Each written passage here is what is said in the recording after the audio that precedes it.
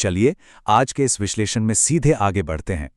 इतिहास की ताकतें हमारी आवाज़ को कैसे आकार देती हैं, ये समझना हम सभी के लिए, विशेष रूप से हाई स्कूल के छात्रों के लिए बहुत ज़रूरी है। आज हम द लास्ट लेसन के जरिए एक ऐसी कहानी को समझेंगे जहां एक मातृभाषा की गूंज और हमारी सांस्कृतिक पहचान आपस में टकराते हैं। आइए देखते हैं कि कैसे हमारी आवाज़ दरअसल हमारे इतिहास से गहराई से जुड़ी होती है।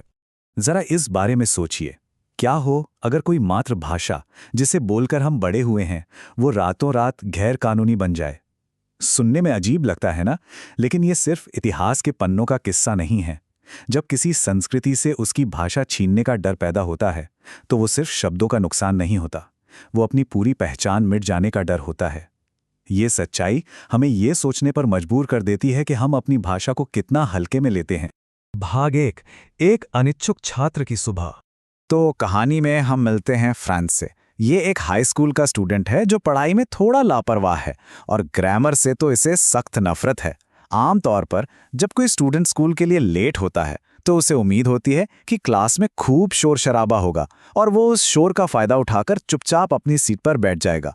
लेकिन यहाँ कहानी बिल्कुल अलग है। फ्रेंड्स जब दरवाजे से अंदर कदम रखता है तो उसे एक अजीब, बेचैन करने वाली और बिल्कुल शांत क्लास मिलती है। ये शांति कोई आम शांति नहीं थी, ये किसी बहुत बड़े तूफान के आने से पहले की खामोशी लग रही थी। भाग 2, इतिहास बदलता है कक्षा को। आखिर उस दिन हुआ क्या था, इसके पीछे बहुत तेजी से बदले हुए भौगोलिक और राजनीतिक कारण थे। सबसे पहले फ्रांको प्रुशिया युद्ध होता है। उसके नतीजे में जर्मनी फ्रांस के अल्सैस और लोरेन क्षेत्रों पर कब्जा कर लेता है और उसके तुरंत बाद एक बेहद सख्त आदेश जारी होता है कि अब से इन स्कूलों में सिर्फ और सिर्फ जर्मन भाषा ही पढ़ाई जाएगी। सोच कर देखिए, एक ही झटके में फ्रेंच भाषा को स्कूलों से पूरी तरह हटा दिया गया। ये घटनाक्रम साफ दिखाता है कि कैसे बड़े राजनीतिक फैसले किसी आम स्टूडेंट के जीवन और उसकी कक्षा को सीधे तौर पर हिलाकर रख देते हैं। भाग 3, स्वतंत्रता की कुंजी।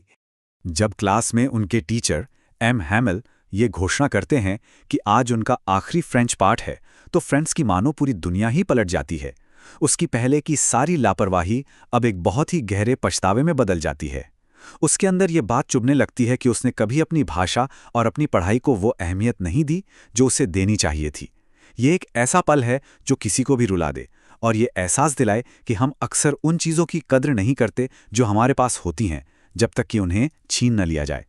एम हैमेल का ये आखिरी पाठ हमारे सामने एक बहुत बड़ी सच्चाई रखता है। उनका मानना है कि मातृभाषा सिर्फ ग्रामर के नियम या आपस में बात करने का जरिया भर नहीं है।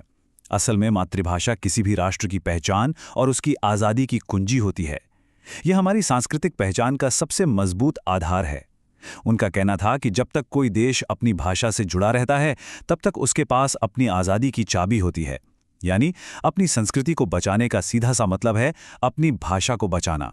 भाग 4, अंतिम स्थायी गूंज। क्लास के बिल्कुल आखिर में एक बेहद भावुक और दिल छू लेने वाला पल आता है। एम हैमेल इतने भावुक हो जाते हैं कि उनके गले से आवाज़ तक नहीं निकलती। वो बस चुपचाप मुड़ते हैं और अपनी पूरी ताकत जुटाकर ब्लैकबोर्ड पर आखिरी शब्द लिखते हैं, वाइव ला फ्रांस, यानी फ्रांस अमर रहे। ये सिर्फ चौक से लिखे हुए कुछ शब्द नहीं थे, ये उनकी भाषाई विरासत के छीन जाने की एक दर्दनाक मोहर थी। ये एक टीचर का अपनी मातृभाषा और अपनी संस्कृति को दिया गया आखिरी और मौन सम्मान था। तो इस कहानी के अंत में हमारे सामने एक बहुत बड़ा सवाल खड़ा होता है। आज के वक्त में भाषा हमारी अपनी आवाज़ और सांस्कृतिक पहचान को कैसे आकार देती है? ये एक ऐसी बात है जिस पर सभी छात्रों को बहुत गहराई से सोचना चाहिए।